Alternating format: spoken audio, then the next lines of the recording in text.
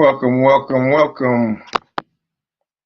Gotta get this stuff situated this morning. How y'all doing this morning? It's your brother No Covers coming to you out of Wilmington, North Carolina. Your little brother, your big brother, second cousin of your mother, third cousin of your father. It's all family.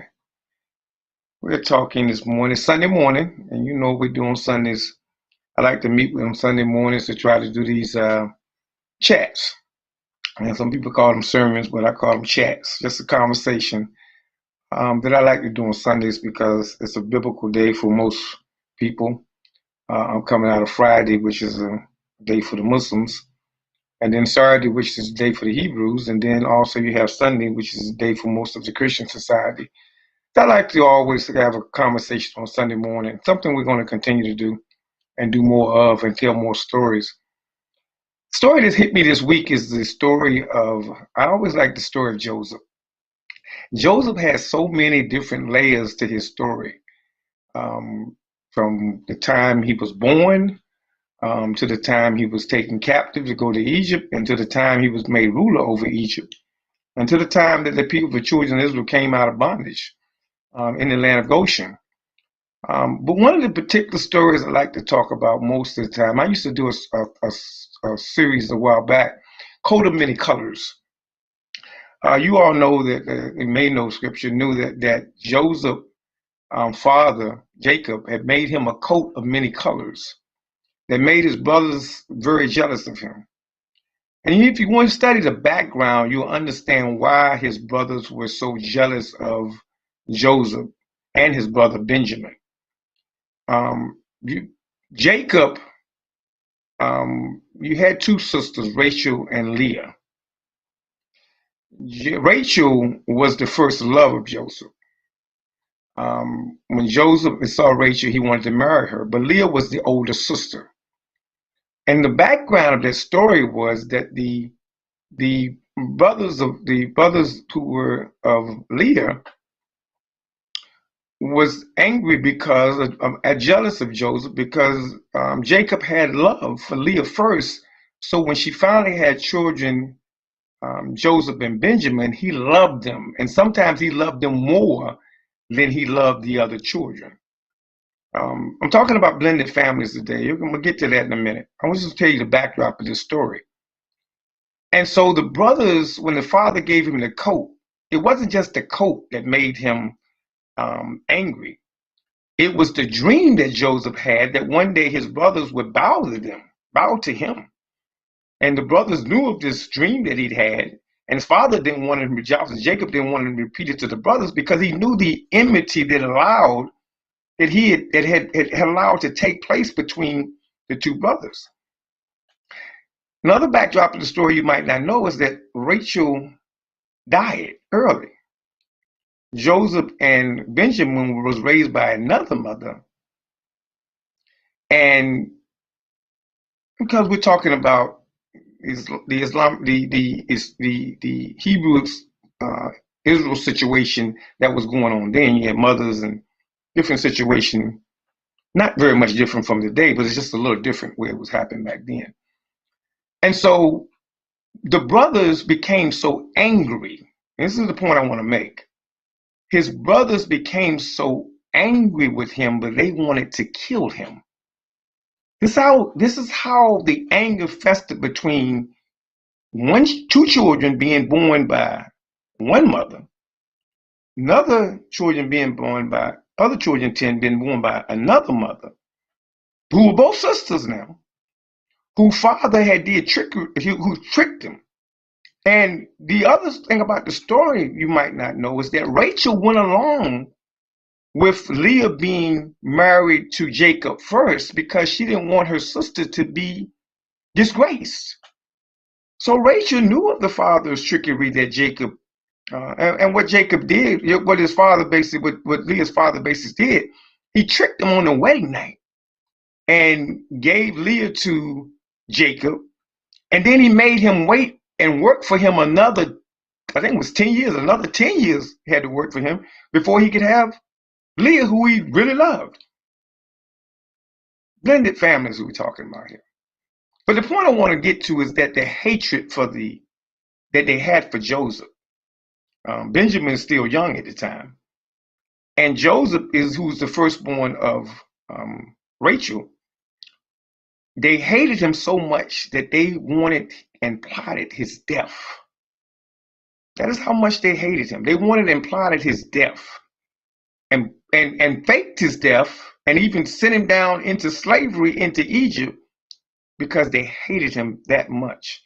Because of a blended family situation, because of a family situation that wasn't cared for properly, and a lot of it was Jacob's fault probably, because of his love for the children and not having a balanced love for the children. I say that because this week I was riding with my wife to work, and I don't know if you all heard it, but I was listening to a show, The Breakfast Club. And I'm not a big Breakfast Club fan, but I listen to it in the morning like most people just to be out of curiosity sometime, but I'm not a big fan. But there was a situation with a young man, a young woman, and the mother evidently was upset because she went out of town. I don't know if you all heard this story. And the mother was upset because she went out of town and her fiance had let the child stay at what is quote unquote the baby mother's house. And she was upset and angry because he didn't discuss it with her, evidently. And they had some miscommunication on how they should handle the situation because he was at the baby mother's house. And baby mothers now, and they have a child together who's another child.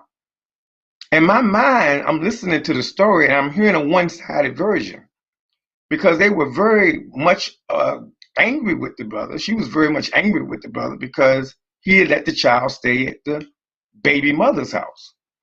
And they kept using that term, staying at the baby mother's house. He let the child stay at the baby mother's. I'm listening to this. I'm like, it's Breakfast Club. It's like early in the morning. And I heard that term over and all they referred to of the other woman as the baby mother. And it was that he let her, that was the anger that he let her stay over the baby's mother's house and he didn't ask me for permission and da da da da da da da da. And I heard it and I heard the anger. And I said to myself, wow, I'm looking at it from a different perspective. He might have been wrong in talking to her and not discussing the matter with her. He probably was guilty that he could have done it better. But I didn't see him as letting the child stay at the baby mother's house. I saw him letting the child stay at the child's sister's house because he did have another child, or be it the child's brother's house. I don't know if he had a girl or a boy by the other woman, but whichever the case, he didn't let the child or take the child over to the baby mother's house. He took his fiance and his child and the fiance's child to the house of their brother or sister. That was my perception. And my perception comes from a person who has several children and have blended families. That's what I'm at. Because I'm hearing this conversation on national radio and I'm looking at it from a different perspective. I'm saying, I looked at my wife and said, he didn't take the child to the baby mother house. He took the child to the baby's sister brother house. To me, but that's just my perspective. Just a different perspective. I've been writing and talking about this thing for years, but now I want to do a series on it. And this day is just a very introduction series that I'm going to do about blended families. We as African American families have to do better about our blended family situation because that's what we have. We have a very unique situation. How it came about in America, how it happened, how blended families happened, how it took place. There is a whole lot of complicated issues about that. You can blame it on the lack of males. You can blame it on the dysfunctional family coming out of slavery. You can blame it on undisciplined men and undisciplined women. You can blame it on having children out of wedlock and having children before we actually fall in love. You can blame it on miseducation of relationships and how they should properly be handled. I can go down the tendon of this, how they should handle, or how you can blame, where you can lay the burden of blended families at. What I will not allow is that children suffer in the missteps of parents or the missteps of children when they were children, adult children, or the miseducation of how to handle the situation. Because as my son always tells me, Dad, I never asked to come here. As my daughter always reminds me, I never asked to come here. That was you and my mother's decision. As all of my children will remind me, I never asked to come in this world. You brought me into this world, male or female. It was your and my mother, or you, this woman, and that one. It was your situation that caused me to come in this world. So now you have to bear the weight of the situation that you have created and that you evolved in. I'm talking about blended families this morning. And I'm using Rachel, Leah, Jacob, the children of Israel as a backdrop for what we must deal with here in America as African Americans who live in a blended family household. When I was doing work in school, I had situations that came up that would upset me. I would see children in school, sometimes 6, 7, and in the 8th grade, 3 different children, same father, 3 different mothers, and can't stand each other. This is reality. And I had to see them, watch them go to the same school together. And it would take me, why did he don't like her? And I'm trying to figure out why this particular child doesn't like the other particular child. And then I go do my research and study in the backdrop and come find out, oh, on PTA day or parent day, oh, they got the same father who can't come to the school because he can't figure out which one to be with it because he got mess all over the place. Mess over here, and over here with this one. And now these 3 children are sitting in the same school, sitting in the same cafeteria sometimes together, and cannot stand each other because we not have no understanding how to handle our blended family situation that we live in. A lot of it is on men, especially on men, because as fathers, they have to learn how to take more responsibility and balance their situations and work their situations to the best of their knowledge. So that I get asked all the time. First asked me and said, brother, how do you have 6 children and they're able to associate with each other and get along with each other? I remember my daughter was in school one day, and she was in school and she told the teacher that she had a brother. And the teacher couldn't calculate. The teacher knew the family. She knew my wife at the time. And she's like, no, you don't have a brother. She said, yes, I do. I have a baby brother. She said, no, you don't have a baby brother. You have a stepbrother. She said, no, I have a brother, a baby brother.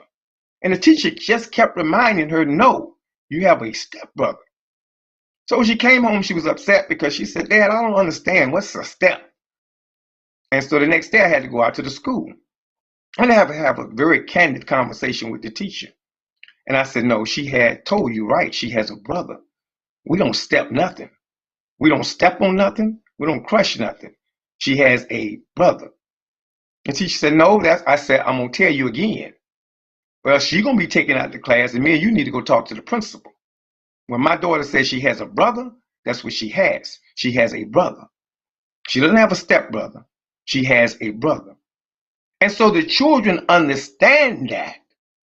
And then they're able to foster a relationship together and grow. That's just one example of many I can give you of how we've learned to balance the children. Brothers, men, if I'm talking to you right now, in your relationships, your children must always come first. All of them, not some of them. I've had situations where I've known men have grown up in this community, have went to, like I told you the last situation, have went to school and graduated from school with their own brothers and sisters, and their own brothers and sisters probably went to school with some of the better clothes, and they went to school with rags because he still was having a feud with the mother. That's irresponsible behavior as men. Irresponsible behavior as a community leader, irresponsible behavior based off your irresponsibility from the get-go. We have to, mother always said it this way, son, you made your bed, you lay in it. Whatever mistakes you made, whatever missteps you made them, you lay them. And you don't allow these children to go into the world and suffer and hate each other and have disagreements with each other, because one day you're going to be gone. And all they have to depend on is them and your name. Hopefully you gave them your name on the birth certificate. Hopefully you did. Or hopefully you just didn't been running for child support for the rest of your life. Or have been running. That's the worst one. That's the worst ones that get me. The ones that been running, and got children out here that don't even know each other. One over here, one over here, one over there. I had a family member that one day we were sitting on the porch, and she's one of my cousins. She's sitting on the porch, and a fine young man comes up to her, and she said, "Oh, he fine." Come to find out, no, that's your brother, girl. Yeah, she's sitting there. He comes up and where her father's funeral. She comes up, "Oh, he look good. Who that man? That's your brother." Here she is, a grown woman, looking at a grown man, because the dead man didn't take care of his grown ass business. Oh, I'm sorry, I can't say that. I'm sorry. I apologize. Sometimes I get there. Yeah, a grown woman looking at a grown man because the dead man didn't take care of his business and introduced them as brothers and sisters. And here she is, could have been in the club somewhere one night with her brother. Irresponsible behavior. Children didn't ask to come in this world. We brought them in this world. We better have to be better stewards of them, because one thing you will be asked on that day, what did you do with that I left you in charge of? That is something that I was always taught. First brother that ever mentored me, he said, brother, the one question you will be asked on that day, what did you do with that you was left in charge with? Those are women that you've been left in charge with, your wives and your children. That's what he left you in charge with, not a community, not all that other stuff you want to claim, not a job, not a career. What did you do with that you were left in charge with? And if you did not take care of that responsibly, that is your judgment. So as we continue to talk about this, I want to have some discussion. You can inbox me if you're in a situation as a blended family and you want advice or you need help. I'm not an expert, pretty good at it, not an expert. But we have to be better we have to study these stories in the Bible and understand they're not just there for gesture or just there for commentary for us to talk about. Let's start for the reason and look at these situations. These brothers, Joseph's brothers, hated him to the point that they will kill him, tried to kill him, and it was one brother. It was only one, because they wanted to kill Joseph. It was one brother that said, no, let's throw him into the well and stop them. I think his name was Simon. I might be wrong, but I think it was Simon. They said, no, let's throw him into the well and stop them from killing him. And then they came up with the fake death and sent him off to Egypt. But they were so angry with him, but they wanted to kill him because the situation was not handled correctly among the brothers. And one was treated better than the other, and the other was treated better. And the children grew up not knowing each other. You're treating one over here good, and you're okay with his mother over here, but you hate this mother over there. Or you're okay with this child over here, but now you hate the child over there. You really love the child, but you don't know how to deal with the child because you don't want to deal with the mother, so you don't deal with the child at all. Man, no. Irresponsible behavior, no. That's irresponsible. You'll be judged on that day. I had men come to me where I just can't stand her. You can't get in the house? Well, here's what you do. You take, I've given this to brothers as advice. Little children, you love toys. I said, man, you're back on child. You can't, you're just trying to take care of child. Man, if you got to go every week and go out and go shopping and buy something and put it in a gift wrap box for the child, if nothing more, you go put your name on that box and leave it on the front porch. And leave it every week, every day if you have to. She throws it away, so be it. You've done your due diligence. You bought him something to let him know who you are. Oh, Walker, don't. I'm mad with her, so you're not going to have anything to do. And women, don't use them as pawns either. Or you're not with the man anymore. He's willing with us, and I'm going to use a child as a pawn, a weapon. I get back from you. You'll see him when I want you to see him. I do this. No, this is idiotic. This is not godlike. And God don't like ugly. Oh, you'll see him when I won't see him. You ain't paying this. No. Takes two to tango. It takes two to tango. Takes two to make the wrong decision at the wrong time on a passionate night. Takes two to make that decision, not one. We both at fault here. We both have something to do here. These children shouldn't have to suffer because of indiscretions. And they shouldn't have to suffer because of what we did wrong. And they shouldn't come to the point that they hate each other and don't know each other as brothers and sisters and despise each other and don't want to have anything. Because when you dead and gone, they still have to sit here and wait and deal with that. You don't see the Kennedys and the Rockefellers chewing, oh, that's because they got money. No, not because they got money. You don't see them despising each other and hating each other. They keep their family business in the closet. They keep it to themselves. They don't make it public business. They darn sure don't do it on Facebook. Y'all kill me with that. You gonna put your business on Facebook, put the picture of you with the children having a good time. You with the big children having a social gathering together. You with the families having so you with the mothers and children. They say enjoy yourself. Put that on, but don't put your business on this Facebook, on the channel.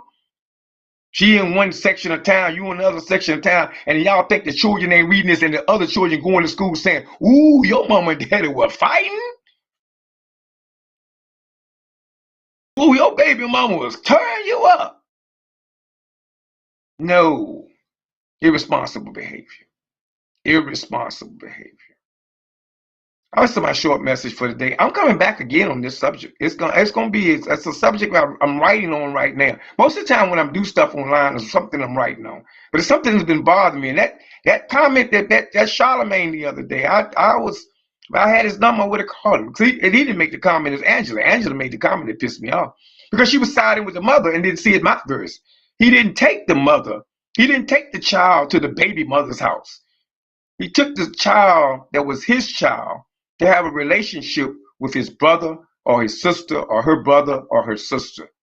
It wasn't at baby mother's house. It was the house of his brother, sister, or mother, or the other brother or sister.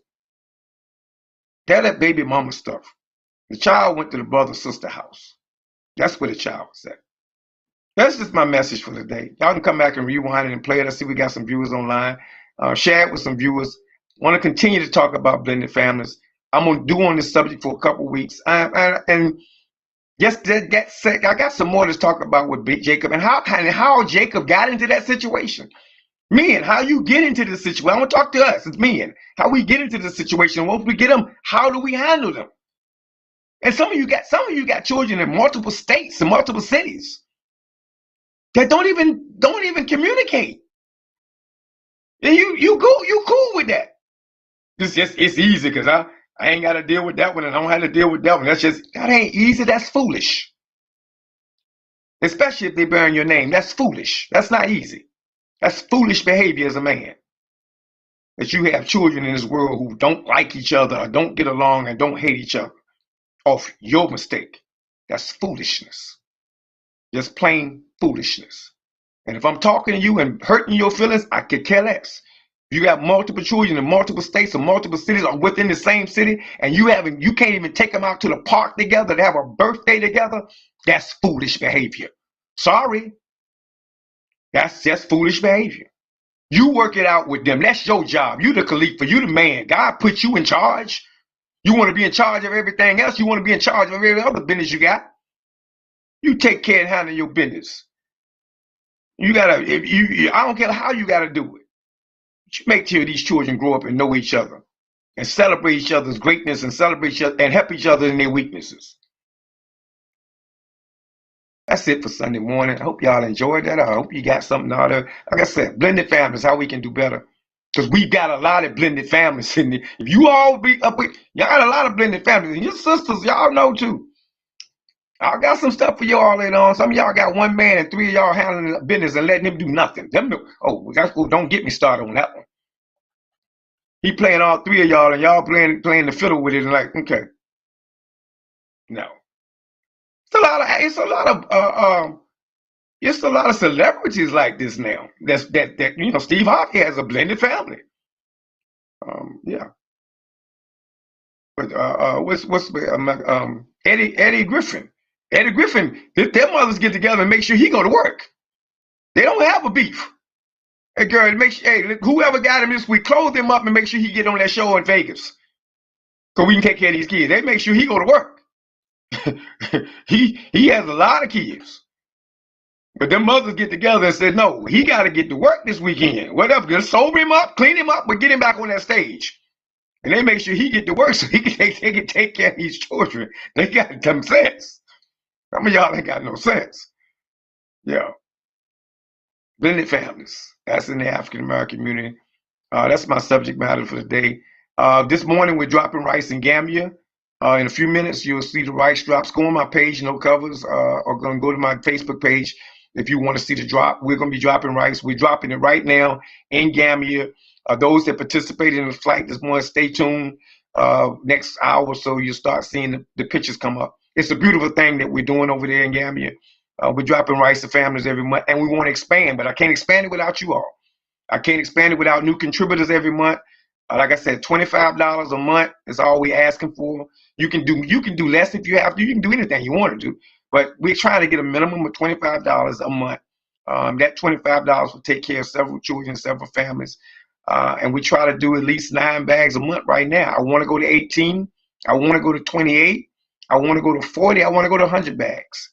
But we can't do it without your support. So continue to see your NoCovers.org right there. You go to NoCovers.org and contribute to our mission in Gambia and support what we're doing at the David Walker Economic Education, Health, and Culture Center as well. We're working on that project as well and doing great things over there. We got a chess club.